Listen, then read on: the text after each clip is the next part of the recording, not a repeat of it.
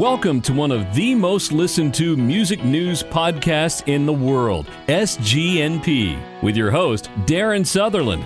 Join us as we talk with industry leaders, artists, and entertainers about their faith, family, and careers. This is information you will not find anywhere else on radio, web, or in a magazine, but only firsthand on SGNP.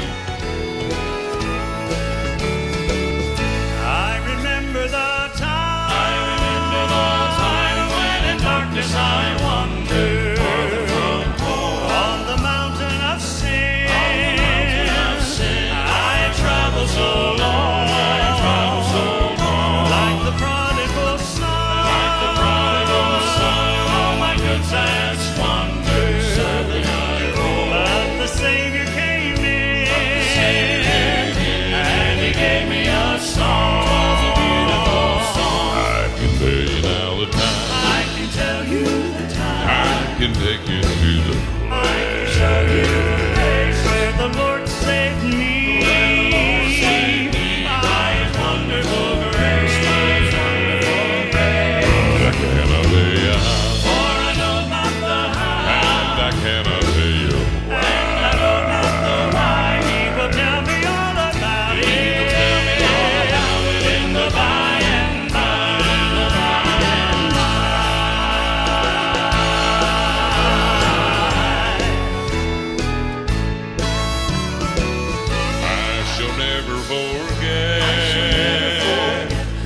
Spoke to me gently in the fountain of life. There's a balm for your soul. So I heeded His voice. He was speaking intently through His marvelous grace. I am happy and whole. Well, I can tell you now the time. Welcome once again to Southern Gospel News Podcast, Season 3, Episode 4 underway. And today, Arthur, we've got some fun. And when I mean fun, it's friendly discourse. We're gonna discuss some things that you and I didn't necessarily agree with, but hey, we love each other. We can have disagreements. Yep. We can have disagreements, and it ain't going to hurt either one of us' feelings. And guess what? When we see each other, we ain't even going to remember this conversation. That's number one. That's right. Well, we may remember it, but we'll laugh. That's number one. Number two is something we're all dealing with. Number three, we're going to bring Southern Gospel into it and how it's affected our industry. And number four, we're going to talk about this artist that we're talking today's new project and the ultimate respect we have for him being the ultimate road warrior. And number five, we'll probably never mention this subject again because, hey, I'm tired of hearing about it, but I think it's good that we talk about it today. What do you think, Arthur? Sure. It's relevant. Yeah. It's relevant. Is that fair? Yeah. Hey, yeah. And I want to say thank you to those who I got emails from last week on the Jeff Stice tribute. As we're recording today, his funeral is going on in Kentucky. So we're in prayer for those folks who are participating, and his wife Stacy and all his children and those in attendance and those traveling. It's a sad day in the gospel music world, but we're happy Jeff's in a better place. No doubt about that, Arthur. Absolutely. Hey, if you want to listen to Southern Gospel News Podcast, you want to hear some of one of our 100 and how many episodes we got? 149, 150, somewhere there. Go to southerngospelnewspodcast.com, southerngospelnewspodcast.com, and you can hear one of 150 interviews. It always tickles me when I look at the numbers, Arthur, and well over 250,000 people listen. And I go back and I say, man, they listened to an interview we did with Russ Taff in November of 2019. What did they do that for? And because the subjects are always relevant, the gospel never changes, as we all say. Times may change. We're going through changes that we never thought we would right now in this world. But hey, it is what it is. So you can go to our website and find that. You can always go to our social media place and check that out. Southern Gospel News Podcast on Facebook. Now, I'll be honest with you, I haven't updated it as much as I used to, Arthur.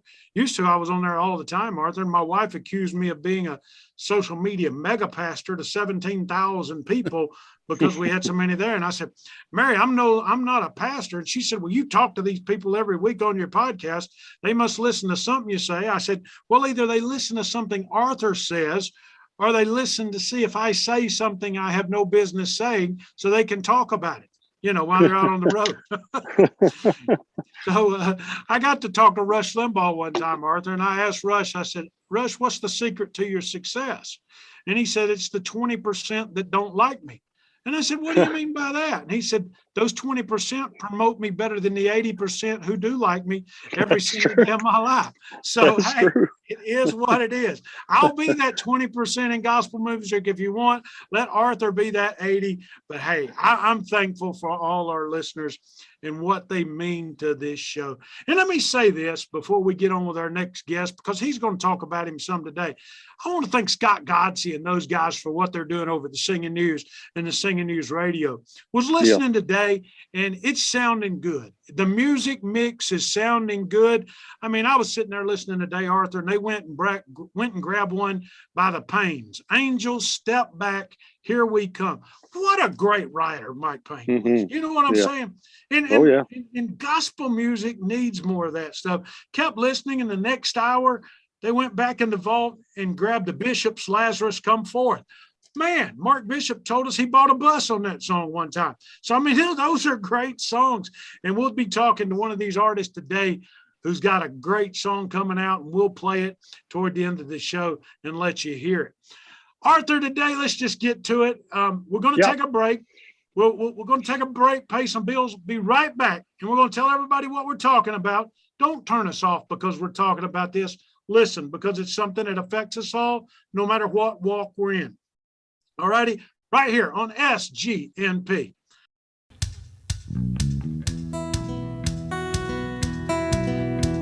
Sing the wondrous love of Jesus, sing his mercy and his grace. In the mansions bright and blessed, he'll prepare for us a place. Oh, when we all get to heaven, what a day of rejoicing that will be. When we all see Jesus, we'll sing and shout the victory. Onward to the prize before us, soon his beauty will behold. Soon the pearly gates will open, we shall tread streets of gold. Oh, when we all get to heaven, what a day of rejoicing that will be. When we all see Jesus, we'll sing and shout the victory. We'll sing and shout the victory. We'll sing and shout the victory.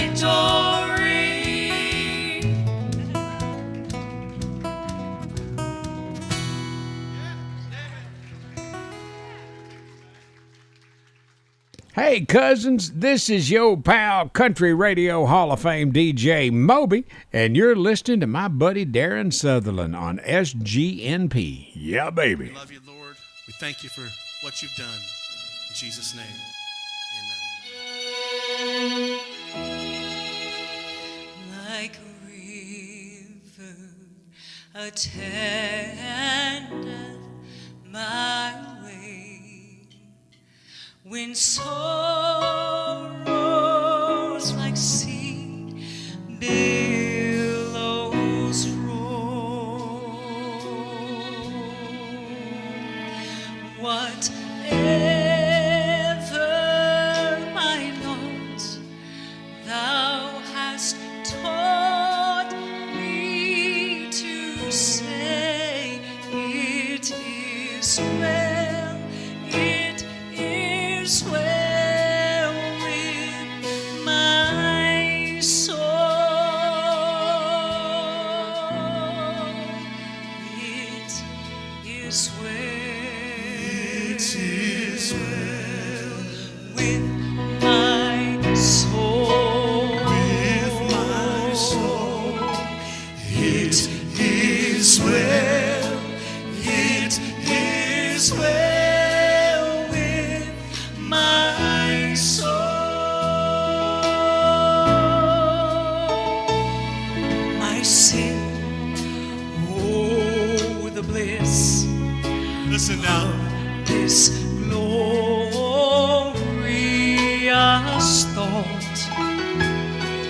my sin not in part, but the whole. Every bit of it nailed to the cross, and we perish no more. Is nailed to the cross, and I bear it no more. Praise the Lord, praise the Lord, oh my soul.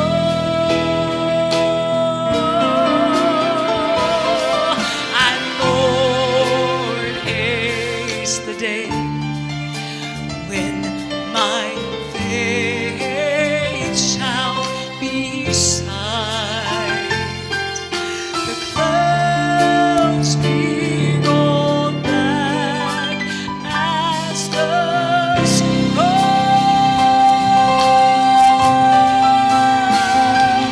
The trump shall resound, and our Lord, for he shall descend. Even so, it is well with my soul. Would you sing that with us? It His way, it is well with my soul, with my soul.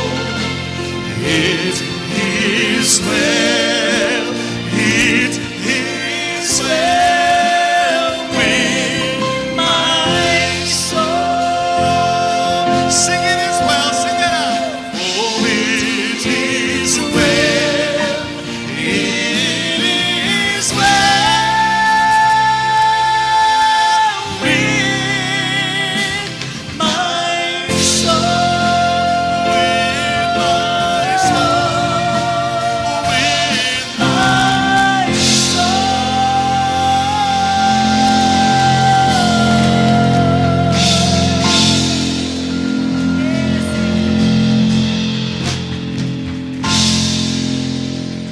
Amen. Amen. And welcome back to SGNP, Darren Sutherland, and my co-host, lead singer extraordinary of the Kingdom Heirs. Lord have mercy, my camera just fell over, guys. If you're, one of these days that won't be able to happen.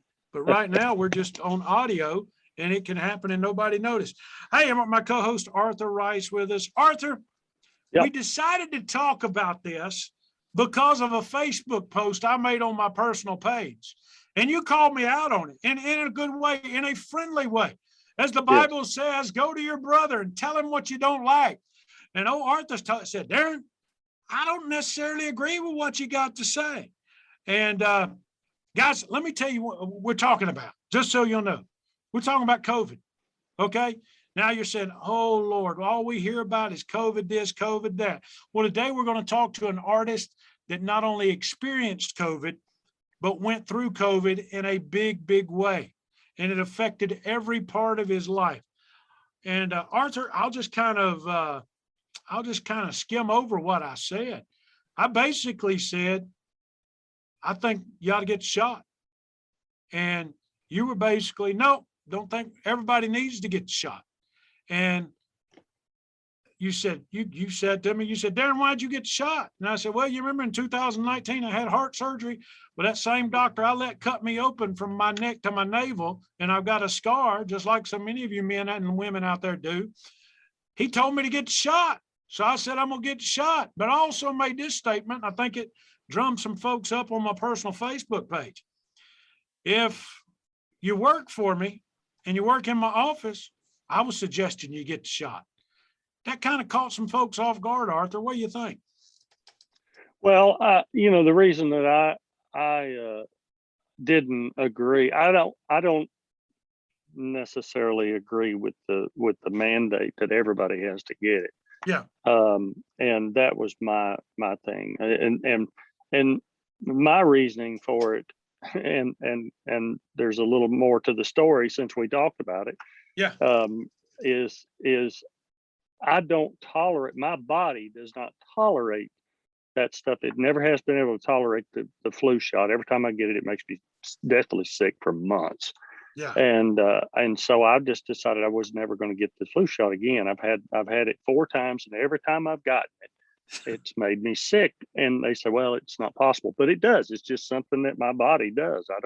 I'm not sick very often, but when I get those shots, for some reason, they just affect me. And so to be honest with you, I was more scared of getting the shot than I was getting COVID. Yeah. I realized that nobody really knows what it does, and there's no rhyme or reason to how it affects everybody, and everybody's different. But that was my reasoning, was that I know how these things affect my body, and I just didn't feel like that I should get it just because somebody told me to get it. Yeah. But here's the thing. Yeah. I got my shot last week. Really? And it did exactly what I thought it would do. It made me sick as a dog, and I am still sick a week later. So now, that was that just the proves, first shot, or have you got the second shot yet? no, I got the first one. The first one, that's the one that ain't supposed to bother you. So it's like, well, okay, I proved my own point of what it did. It's like I've just got it's like I've got just a really bad cold, and I just can't seem to shake it. So I may have it the rest of the year. I don't know, and I'm feeling better. I'm starting to feel a little bit better, but the fact that it did exactly what I thought it. Now, whether that be mental, that there is some aspect of that, I guess, and whether mentally I made myself sick thinking about it and worrying about it, that there is some logic in that, and but I went ahead and got it. I felt like, especially with NQC coming up and being around a lot of people and being in front of a lot of people, I thought, well, maybe I should, to do it to protect, because that's the way, once you get it, you're out. And that's, you don't want to be a lead singer in a quartet and be out, for 2 weeks. So that would be a mess. That would be a mess.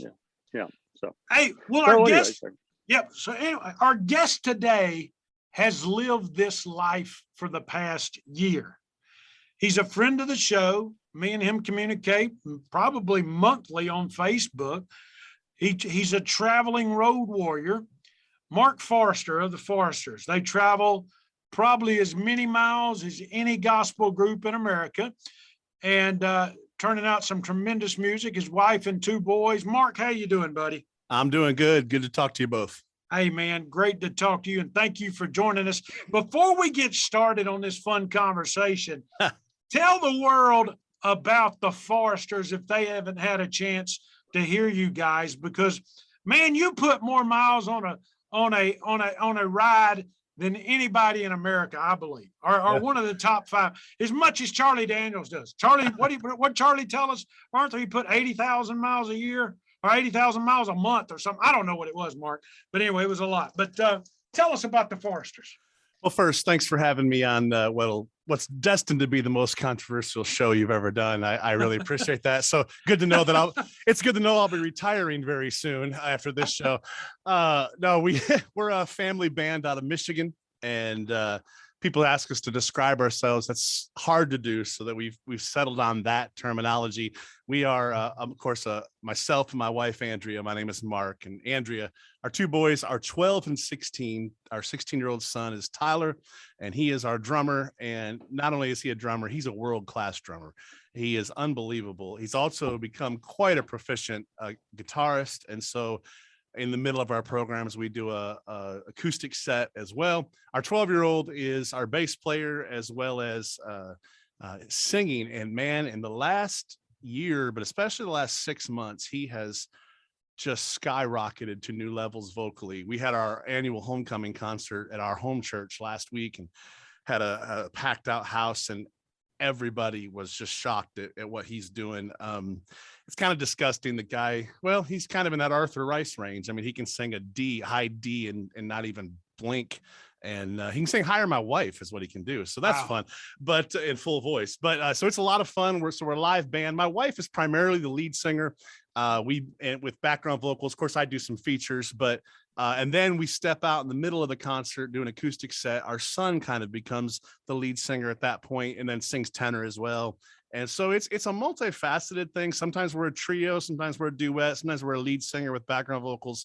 But I like it this way, that we're never two songs in a row that are the same thing. We're a band, we're acoustic, we're a solo. It's interesting. But yeah, we travel all over. I was looking at the schedule. In the next 18 months, we're going to be in 31 different states across the country, Michigan down to Florida, Maryland out to California, as far north as North Dakota. It's about 70,000 miles a year. I figured up the other day, I've gone through two cars, two trucks, 3 vans, 3 RVs, and I'm on my 8th equipment trailer in the last 28 years of doing this. So that's it, man. It's what our family does. Mark, what keeps you? 28 years, man. 28 years. And let me say this. You're a true ministry. And that's why I respect you so much, because when I look at your schedule, you may be a Tuesday at a nursing home, Wednesday at a Hardee's parking lot, Thursday at a church, Friday driving 300 miles, Saturday at a auditorium somewhere, Sunday back in a church twice. Then on Monday, you're headed back home. So Tuesday, you can get in the studio in Nashville. Yeah. What keeps you going, buddy? It's different for all of us. First of all, it is the calling. It is our purpose. Hey, we have days that we get worn out. I have days I quit. I quit about 3 weeks ago for about an hour and a half. But I'm wired different. I would sell the house, live in the coach, and never come home, and just stay on the road and, do about 325 days a year. My family is not that way. They love what we do, of course.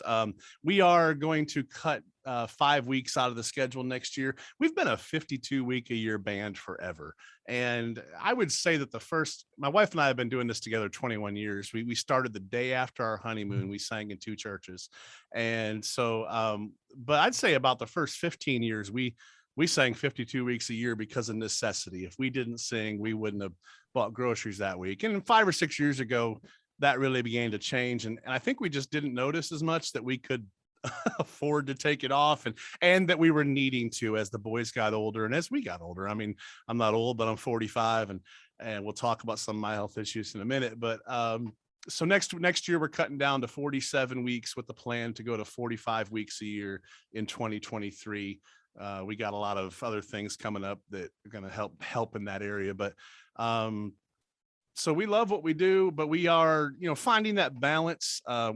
We've been a little unbalanced. And like I said, some of that was necessity for years, but we, as things have grown, we can cut back some. And so we're going to try to do that. But one of the biggest things is we do a 4-month tour every winter. We leave the end of December. We don't come home till the 1st of May, partly because we live in Michigan. And if you live in the North, you might not get out and get to your dates if you stay up here in the snow. So we would always leave, but on the family, that's become increasingly hard. And so this is the last year we're going to do it quite that way. 4 months. We're going to split it up a little different in the future, but man, we're still full go, and we love it. And we try to stop and enjoy the little things along the way, but finding the balance, because you know what, we are a family, and we're also coworkers. And I'm a father and a husband, but I'm also a boss. And that's a difficult dynamic sometimes to wade through. And I think we do pretty well at it, but it is funny. You got teenage boys who absolutely love what we do. I mean, our 16-year-old practices music 3 to 5 hours a day. He's all in all the time. But I also have to balance that with other things and friends and schedules. And so we do pretty good at it. But Arthur, what if you told the wife and the 2 kids you were going to do this schedule right here? What would they say to you? I said it'd be tough. That Mark, that's a tough schedule, man. That's a tough schedule. Mark, one of the like I said before, I've always admired you. Thank you for giving us that. give me, before we get into what we came to talk about today, and other than your group, I want you to speak real quick to all those groups out there that are working every weekend that are saying, well, our single never gets played. We never get picked up in national publications. We never get interviewed on SGNP. Folks don't think of us the same way they do Gold City or the Cathedrals. What do you say to those groups? What do you say to them to keep them inspired, to keep them going? Because the way I look at it is, your mission is just as important. You're going to reach people that those groups never will get to reach because of the places you get to go that they'll never go. What do you say to those groups that are out there going from date to date, wondering why they're not singing at NQC next week or whatever? Well, I think perspective's important. I think, first of all, I'd say that I understand, and understand the desire to do certain things. And I think it's really important to just be extremely grateful. If you've got 5 churches or 50 churches or 200 a year that are calling you or allowing you to come, man, be grateful for that, because wherever you're at, there's people way down the line behind you that are just dreaming to be where you're at. We had I mentioned our homecoming concert. It was interesting last Friday. I mean, admittedly, that was our crowd. It was 450 people that were our people. And we had Michael Booth as our special guest, as a soloist. And so my pastor asked, how many of you heard the Foresters? And I think every hand but 8 went up. And that's to be expected. It was our event. And then he said, how many of you have heard the Booth brothers? And I bet that 375 of them raised their hand, but I was shocked that, there would be 50, 75 people that had not. And so I think perspective's important, that there are pockets all over this country that, have not heard of the Kingdom Heirs or the Booth brothers, but they know your group. And so minister wherever you're at, and realize that if it's 20 people or it's 200 people, minister to those people. And if you do it right and you do it with the right heart and you do it effectively, God will open up the next door. We had never sent a song to radio until last year. It was something I had never changed. Arthur knows it ain't cheap to do. And radio stations get hundreds of new songs every month. And so we had just never chosen. And I'll be frank with you. And I think this is important, to have self-awareness. We weren't ready. We weren't ready with the quality. We weren't ready with our gifts and what we were doing, and the quality of songs, and maybe most importantly, the quality of production. And we signed a deal last year with Scott Godsey and produced a really good record. And he sent it out to radio, and he said he'd pay for it. And I said, I can afford that. And so, and our first single, maybe I shouldn't have said that on the radio here, but tell it all, brother. Tell it all. He sent it out, and our very first single went to number 25 on the chart, and our current one is sitting in the 50s, and so that's really cool. But the truth is, and we're grateful for that, because I am aware how hard that is to have happen. But the truth is, I'm much more excited that I can look at my schedule and see I don't have any Sunday mornings open until I think it's June of next year, and that's what's more important. And I think too many groups get hung up on, they're not on main stage, NQC, or they didn't get invited to the Ark, or whatever the event might be. And they're missing the people. I'll tell you this quickly. Friday night, Michael Booth sat in front of me at dinner, and he said this to me. He said a few years ago, maybe 10 years ago, he was sitting on one of Gaither's stages. In fact, it was the one in Canada, which is the big video they did. And he said, I was sitting between Jake Hess and Guy Penrod. And he said, I sat there and I thought, is this it? And I was like, what are you talking about? That's where you want to be. And he said, not that he wasn't grateful, but he said he went back to the bus and cried that night, because he realized that, yes, he had reached the height of the biggest height you can reach in the industry, but that he had really ignored some of the journey, and ignored the fact when he was in front of those 100 people week in, week out at, First Baptist Church of wherever, that actually that was the dream. And man, that slapped me upside the head last Friday. So perspective, man. Awesome. It is. And let me say this, Mark, for you. I've watched you. I've seen your schedule. You've got dates when other groups that do this full time were begging for dates. Yeah. And you've got churches that supported you and supported your ministry, and people who were supporting you when y'all wasn't even singing, that when you went to the mailbox, there was things there. God has truly blessed your ministry. And if you want to find out more about that ministry, call Mark. He's easy to find. You can find his website. Mark will be happy to talk to you. Won't you, Mark? Absolutely. Forester'sGospelMusic.com. There you go. Yeah. Arthur, I go think ahead. you're exactly right. I mean, gratitude is the beginning of being successful. It really is, and that's when God can use you. And I love that. Love that story. That's great. It's awesome. Well, we said we were going to talk about COVID a little bit. Mark, tell your story about COVID. Tell about what happened with you, what you've gone through. You sing full time.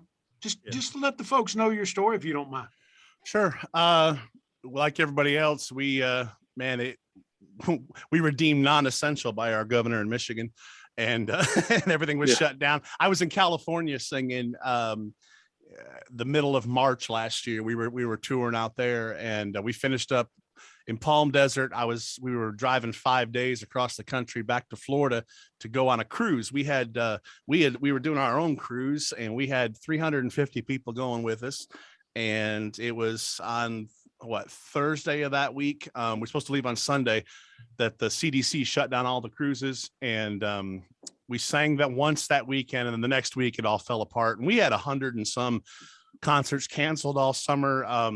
We were really fortunate in that we never missed a week singing the entire spring, summer. We never missed a week. The first 8 weeks, we just were going to churches and doing live streams. And a lot of times it was just 1 or 2 a week. And financially that didn't cut it, but we were thankful to have something to do. We did parking lot services, and August last year, we did like 12 dates, and normally we would do 20, 22. So it was very reduced. But then October came, and we were doing okay. And in the midst of that, we made that record I talked about, and our song went off the radio and some stuff. So we were plugging along, and God's people really were supporting us financially. And then I was deer hunting with my brother, and my wife called me, and she said that she'd been out delivering care packages with the pastor's wife the day before, leaving them on people's porches, and that her friend called her the next day and said that she'd been tested positive for COVID. And I told my wife, I said, well, you were in a car with her for 2.5 hours, so congratulations,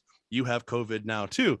And so we sure enough, she did. Long story short, we were as sick as I have ever been in my life for 20 days. For 3 weeks, which is a lot longer than most people. We were as sick as you can get. On the aches and pains. And I've had 3 back surgeries, and I have no cartilage in my right knee because I've limped with my bad back for so long. And I have to have a knee replacement. And I could tell you where every incision was. I mean, it felt like death. And on the 20th day, the fevers broke, and I thought, and my wife started to get better. And I thought, man, what I was concerned about is I'm a lifelong asthmatic. So I have a comorbidity. I'm also overweight, but I have a comorbidity of extreme lung issues anyways, that I have just learned to breathe through and been trained to breathe, to sing. And so, I maybe had 60% lung capacity before this started. So I knew if I got it, I was in trouble. And on the 3rd week, it moved into my lungs. And to make a long story short, I spent 13 weeks in bed, unable to get up. I would lay in bed for hours sometimes, needing to get up and go to the bathroom. But I knew that if I did, I would be so out of breath that I'd have to take treatments, and that I would just be in bad shape. I went to the hospital, I think 5 times. I saw my doctor through teleconference 8 times, which is a joke. If you're trying to get your lungs checked out through teleconference, in case anybody's wondering, that doesn't work well. And I was in bad shape. I honestly got some terrible medical care. I would go to the hospital. Of course, it was earlier. I mean, it was October, November. You'd think they would have had it underhand, but it was like they hadn't heard of COVID, and they didn't offer any therapeutics or anything. And, but anyways, so it was 13 weeks. To give you an idea how bad it was, my asthma inhaler, which I've got one sitting right here in front of me, I've carried one since I was 2 years old. And usually I go through one about every 30 to 40 days. I went through 34 of them in 13 weeks. Wow. So that'll give you an idea. I mean, there was some days that I was going through them. I was going through one in like 30 to 40 hours, 250 puffs. So I was in bad shape. We were off the road completely from October 18th until January 14th. We went down to Florida. I should have taken another 2 months off. Those first 2 months, I would get up and sing and go to bed on the bus or the coach. And if we didn't sing for 3 days, I did not get out of bed for 3 days. Now it's been 11 months, almost 1 year. And the pulmonologist testing, I'm at about, I think it's 38% lung capacity right now. I struggle. In fact, yesterday was a really bad day vocally. Breathing wise. And so it's affected my singing. I can sing. I don't take a ton of leads right now because I can't always trust my breath support, but as a background singer singing behind my wife and son, I'm able to do that. I know I've not been standing up in concert. I used to stand up and play the piano. I've been sitting because I get fatigued so fast. So I have been through, pains and fatigue, and you talk about a long hauler and all the stuff you see. So it's been really rough. I want to say, first of all, God is taking care of us. He prospered us during that time. Is no other way to say it. God's people blessed us in a way. I hesitate to say this, but I'll go ahead and say it because I'm going to thank the Lord for it. God's people took such good care of us that we paid off $80,000 in debt this year and became debt free. Praise the Lord. Yeah. Wow. So God took what should have destroyed us, destroyed my body, but it should have destroyed us financially. We should have lost our home. And man's reckoning would say, if you take 13 weeks off work, you're losing your house and everything else.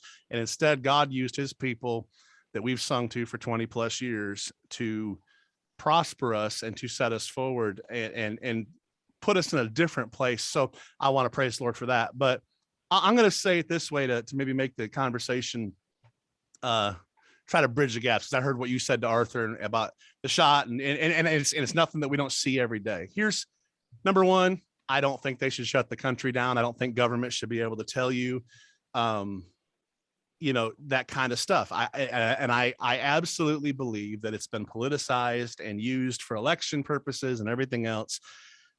But here's the other side of it.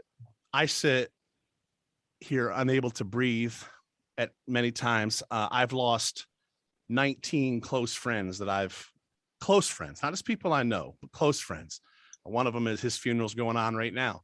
I've watched, I have another friend in Virginia that is on a ventilator. He's a pastor that when we leave National Quartet Convention on Saturday morning, I'm going to his church to do a revival. And apparently they still want us to come, but he's on a ventilator and we don't know if he's going to make it. He's 2 years younger than me. So there's that side of it. And what I think that as believers, we have allowed the media and social media and things to do to us is to lose empathy in a lot of ways. Yeah. So my brother got COVID. Both of my younger brothers got COVID. They're both 6'2".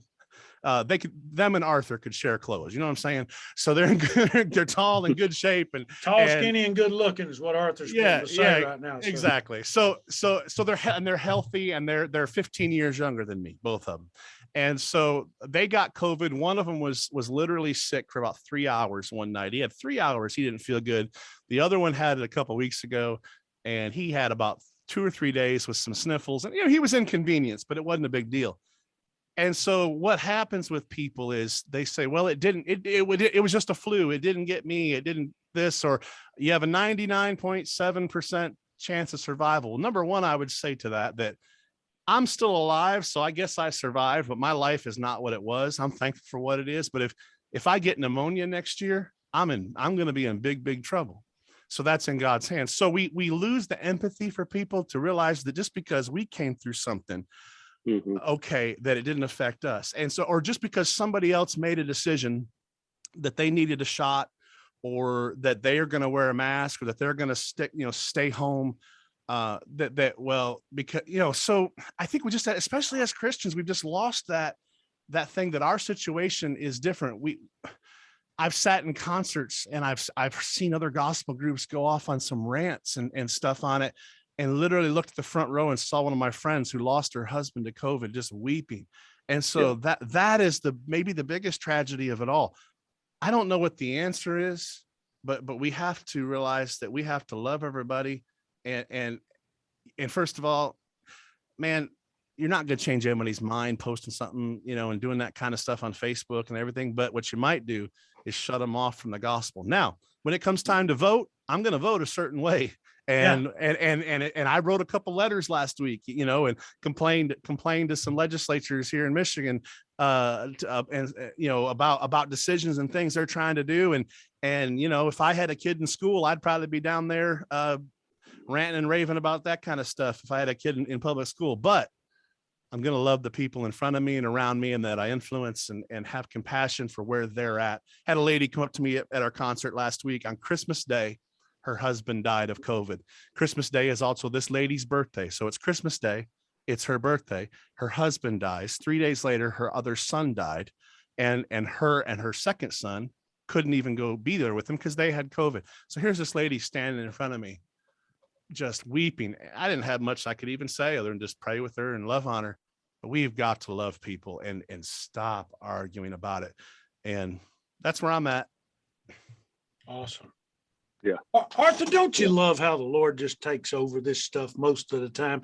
Me and you set the plans out, but then we get to hear stuff like this, and it just changes everything. Wouldn't you agree? Absolutely. Yeah, I love getting out of the way and let the Lord move, and it's great stuff, Mark. Thank you for sharing that with us and sharing your heart.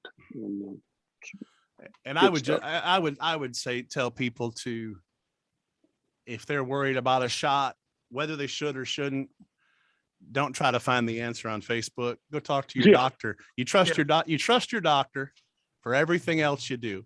And you know what? I'll tell you this. I have 6 sisters, and I've got 2 doctors, 3 RNs, and an X-ray technician in our family. Thank the Lord, because as a musician, I can't afford Obamacare. I've got Forester care. But amongst those 6, there are differing opinions of what should be done right now medically.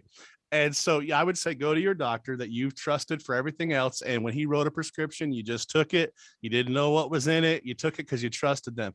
And if you feel that way, then go to him. Don't go to watching the video as somebody sitting in their car on Facebook or YouTube or Instagram saying, this, that, and the other. Go find the answers. And Arthur gave a really good example. And here's the thing. Arthur, a couple months ago, said he wouldn't take the shot. All right. And so an argument breaks out, and I'm sure there were a lot of people had opinions about it, but he didn't express, maybe I didn't see it, but it sounded like he didn't express his real concerns about it.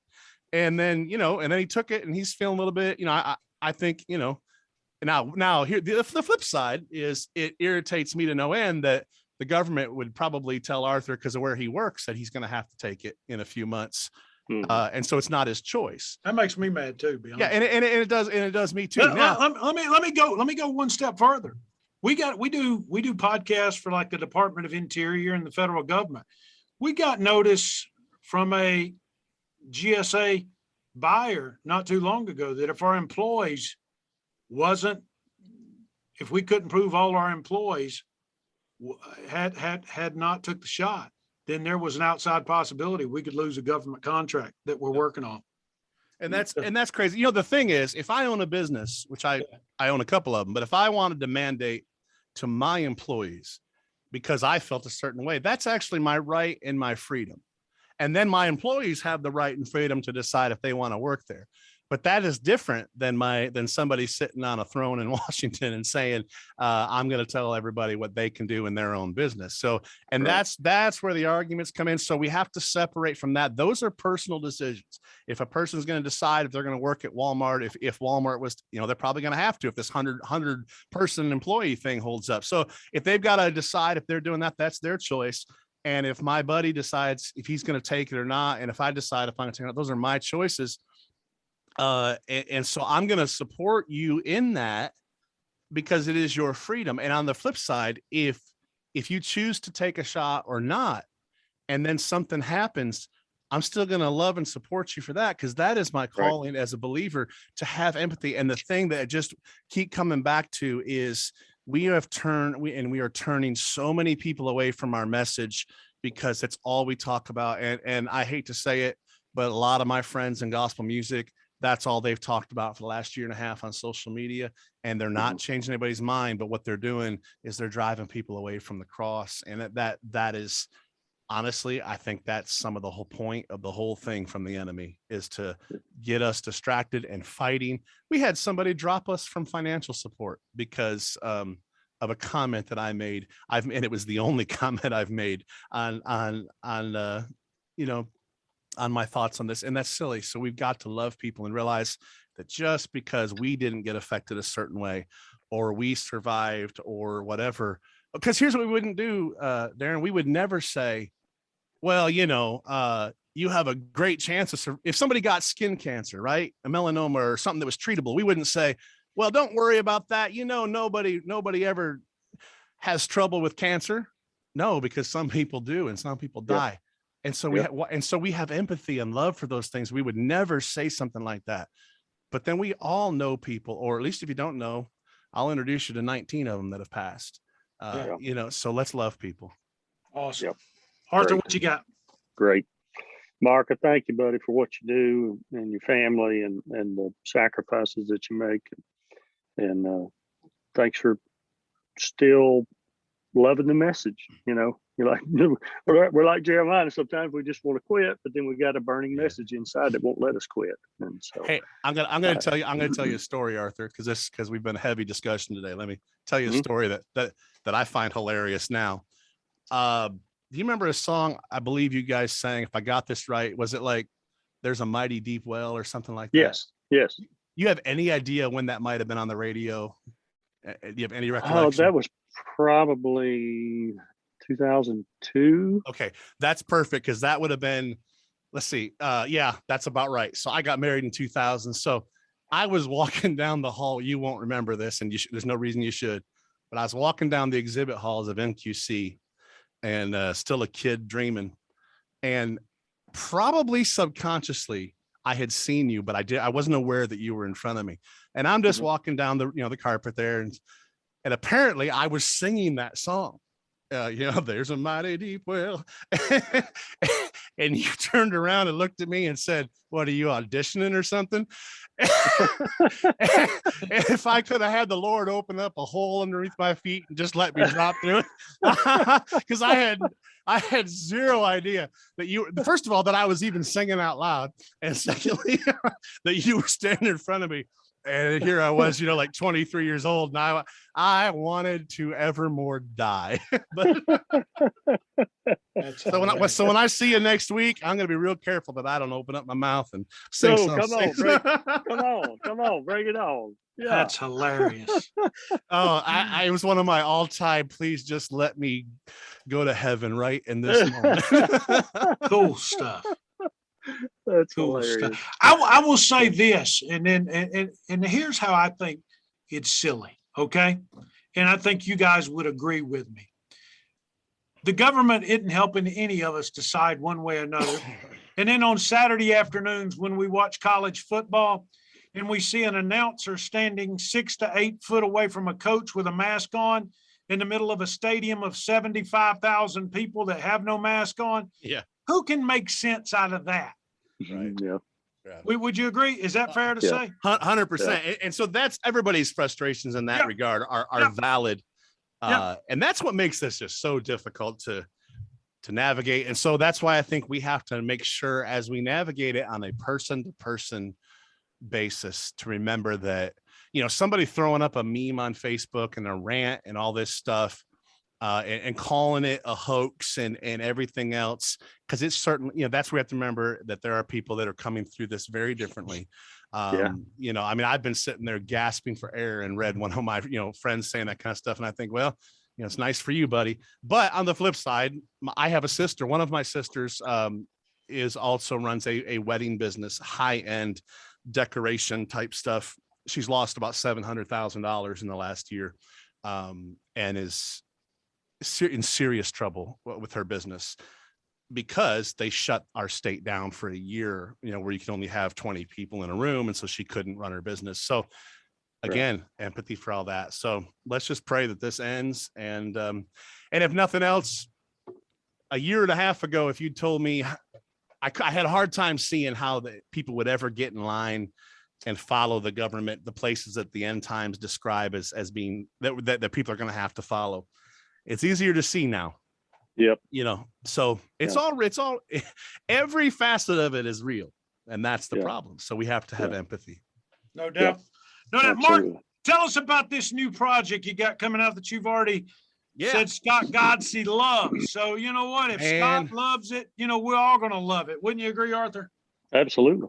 I'm excited. Now, we made a good record last year. It was the best one we'd made, and then we did, from that process, we raised the bar high. This one, first of all, I did something that's kind of crazy. I solicited a lot of writers. I put my information on some gospel databases and things. I listened to 1,048 unrecorded original songs the first 5 months of this year. 1,048 of them. I also answered every single writer through email. A lot of that was because I was in bed for the first 4 or 5 months of this year trying to recuperate, so I had time. But and on this new record, we chose 8 songs, and half of them are 4 or 5 of them are from the very top writers that you hear all the time, Kenna and Jason Cox and Lee Black, and the list goes on. But we found 3 or 4 from unpublished or rarely published writers. So we found material that's just unbelievable. Then we hired the best bands you can hire. We had Gordon Moat, Kelly Back, Scott Williamson. The list goes on and on. So we had, I think, 8 musicians in the studio that day. Wayne Hahn did the strings on this recording. We hired him to do the strings. That stretched the budget a bit, but man, was it worth every single penny. I mean, it just unbelievable. We have a choir that is, Charlotte Ritchie, Taranda Green, Chris Allman, and others. And so, and then the most exciting thing is that, to me, one of the most exciting things is we got Scott Williamson. He's mixing it right now. I got 2 more songs in today. And it's the mixes, his record speaks, it's Gaither Vocal Band, Triumphant, Legacy 5, Joseph Habedank. I told Godsey, I said, if we don't make one of the greatest records ever, then it's our fault, because we have the best people involved. And I honestly believe, and sometimes you doubt yourself, and especially this is the first time we've ever made a record on this level, but the people who have heard it, Michael Booth and Chris Allman and different people have been blown away. And so we're excited. It's being mixed right now. Although I stopped I'm in the studio right now. I'm about 10 minutes away from finishing the final song, the vocals. I wanted to redo some stuff. And so I was in here working. I stopped to do this podcast. I'm going to finish it in about 10 minutes work left probably. And then all the songs will be mixed. I'm not sure when it's coming out. We're shooting for the end of the year. We're going to be doing video to go with all the songs. We're going to be doing, of course, we're going to release it on CD, vinyl record, USB drive, and we're going to have a DVD that accompanies it. So a lot of stuff. So it may not come out till maybe late December, but the first single is called God of Gideon. It was written by Brent Baxter and Lee Black. It is a smoking song. I mean, I sent it to you, Darren, you got it, but it's so good. Line it up right when you finish here in just a second.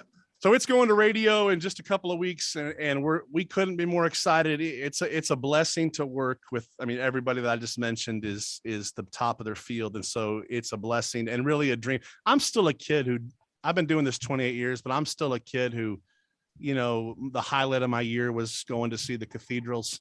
That's still who I am inside, and I still love this music. And so I'm excited to be making the record that we've made, and man, I can't wait for people to hear it. We're going to push this thing hard and aggressively market it in a lot of different ways. And so try to get these songs. We got some amazing lyrics, amazing messages.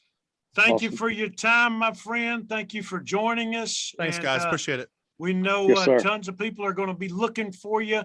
One more time, give them that website, Mark, so folks can jump on there and find out more about you and when they can see you in their area. All right. Forester is spelled Forester, and the website is forestersgospelmusic.com. If you look up the Foresters Music, you'll find us on Facebook, Instagram, Twitter, YouTube, all those places, and be the first to hear everything. We got some lyric videos and stuff coming soon. So thank you for having us, guys. And Arthur, we'll see you next week, and looking forward to it. Appreciate it, my man. Appreciate it. We'll be right back on SGNP. Hey, this is Darren, and I'm here for my buddy Mike Lindell.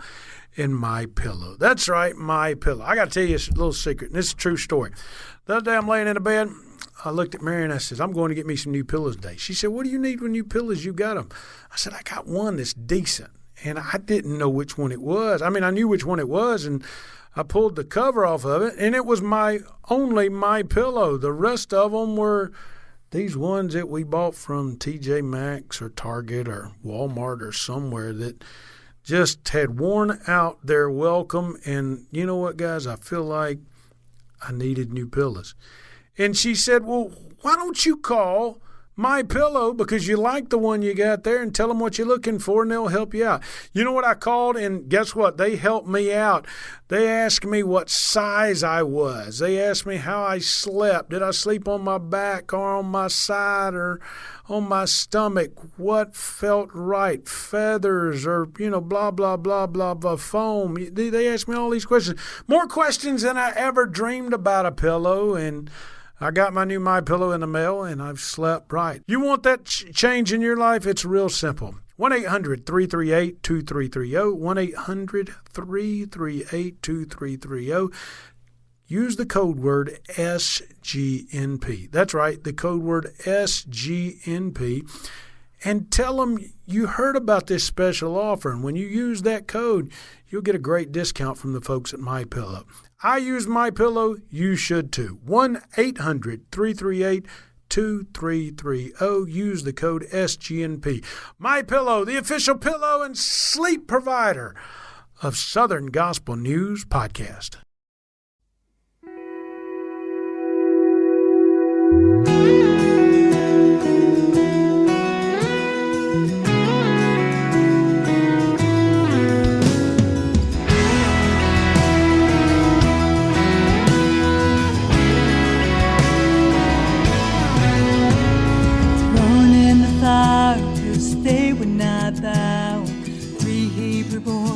No hope for them now.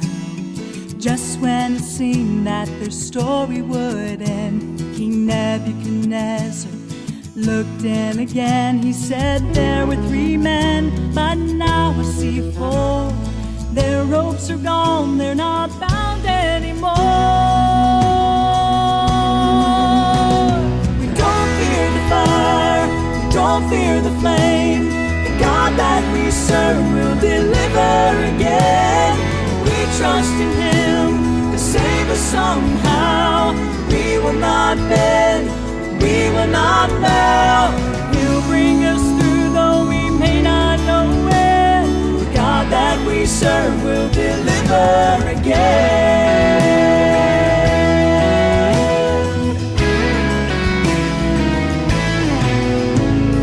Sometimes it feels that all hope is gone. Satan will tell us that we're all alone. That's when we're called to trust and believe, to step out in faith even when we don't see just how He's moving and His mighty hand. Our God has not changed, on His word we will stand. We don't fear the fire, we don't fear the flame. The God that we serve will deliver again. We trust in Him to save us somehow. We will not bend, we will not bow. He'll bring us through though we may not know when. The God that we serve will deliver again. Time after time, He's proven true. To meet every need and do what He said He would do. We don't fear the fire, we don't fear the flame.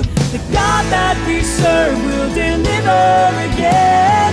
We trust in Him to save us somehow. We will not bend, we will not bow. He'll bring us through though we may not know when. The God that we serve will deliver again. He'll bring us through though we may not know when. The God that we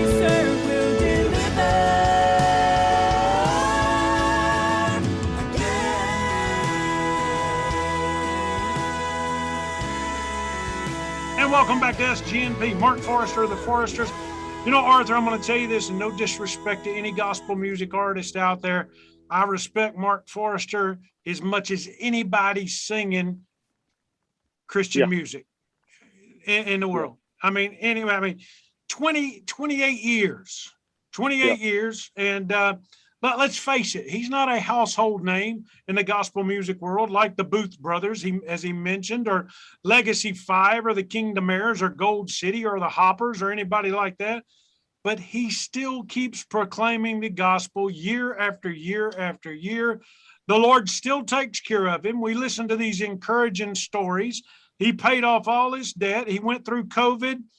And, you know, as this podcast turns out, is what's great about this, Arthur, is even though you and I can disagree, we see the glory in what happened to him through this craziness, so to speak. Yeah. I mean, Absolutely. It is what it is. It is what it is. Yeah. Well, man, I appreciate you. I hope you get to feeling better. You didn't tell me you wasn't feeling too good. I feel better. I'm getting, it's getting better each day, and like I said, it feels kind of like a bad cold, and that may be what it is. Who knows? So looking forward to next week and in QC. Let me ask you this. Yeah. Now let me say this, folks. If you don't know this about Arthur Rice, he's a workout fiend, okay? Because his wife Tammy forces him to be a workout fiend, okay? That's right. I said this to somebody the other day, and I really believe this, Arthur, and I'm being in all honesty. It wasn't that long ago, 2019, that I was a pretty hefty guy, before my heart surgery. Yeah. Here's what I'm going to say to you about COVID, and this is the last thing I'm going to say. You owe it to yourself, whether you get COVID or not, to get your body in the best shape it can be. Because if you attack this and you have a healthy body, you're going to attack it a whole lot better. Is that fair to say, Arthur? That is very fair to say. Absolutely. Absolutely. And I could very easily say if I would have got this in 2018, maybe I wouldn't make it. But anyway, thank you, buddy. Thank you, buddy. Yep. I appreciate it. As we always say before we get out of here, go see you guys next week. If you're at NQC, make sure you stop by and talk to Arthur and the guys and tell them you listen to SGNP. Hey, Tuesday, don't forget the SGMA induction ceremony. There we go. Is Tuesday afternoon. Yep. So be sure and come to that this morning. It's going to be a great show. I'm going to try to get up there. I'm going to tell you a little secret, and I'm going to throw this out there, and he'll probably never tell me nothing again when I tell this. Danny Jones says he's got white knuckles trying to think about what to say about Aaron Wilburn. Just nervous. Yeah. Just nervous. Yeah. This means a lot to folks. Absolutely. There's no telling what the Chief's going to say when he's standing there and who he's going to honor. It's going to be a good time. A good time. Wouldn't you agree? Yeah. Oh, absolutely. No problem. Arthur, what's wrong with living right anyway? Not one thing. Not one thing. Thank you for listening once again to SGNP. SGNP is excited you chose to listen today. If you'd kindly leave a remark and rating in the podcast remarks section, we surely would appreciate it. Please share with a friend or family member. Look for us on Facebook, Twitter, and our new website, southerngospelnewspodcast.com. To advertise your products, services, concert event, or new project on SGNP and reach a 100% guaranteed number of people in your area, call Tim Newton at 770-874-3200 or email him today, tnewton@bgadgroup.com. Let us geo-target our ads for you, something radio nor magazine can do.